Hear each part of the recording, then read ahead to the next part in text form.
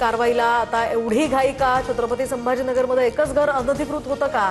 पालिकेच्या कारवाईनंतर जलील यांचा सवाल, तर संजय शिरसाटांकडून जलील यांच्या अटकेचीही मागणी।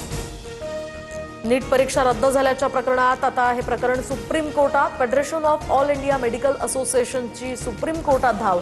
एनटीए बरखास्त करण्याची याचिकेतनं मागणी। सुनील तटकरेंकडून रात्री शरद पवारांची भेट। सिल्वर ओकवरील भेटीनं राजकीय चर्चांना उधाण, तर प्रकृतीची विचारपूस करण्यासाठी सदिच्छा भेट घेतल्याची तटकरेंची माहिती। प्रफुल्ल पटेल पक्षाच्या निर्णयानं अस्वस्थ असल्याची सूत्रांची माहिती। सुनेत्रा पवारांनी आयोगाला पाठवलेल्या पत्रात पटेलांचं नाव नव्हतं। आसामवरून परतताना पटेल तटकरेंनी सुनेत्रा पवारांसोबत प्रवास टाळल्याची सुद्धा माहिती। विदर्भासह राज्यामध्ये पुढील 4 ते 5 दिवस उष्णतेची लाट। अकोल्यामध्ये सर्वाधिक 45.6 अंश सेल्सिअस तापमानाची नोंद। 1889 नंतर आता प्रथमच पुण्याचं तापमान 44 अंशांवर। कसारा आसनगाव लोकल आज दुपारी 2 तास बंद राहणार, तर दुपारी 3:30 ते 4:30 वाजेदरम्यान लोकल बंद राहणार, तर 14 ते 16 मे दरम्यान रात्रकालीन ब्लॉक असेल।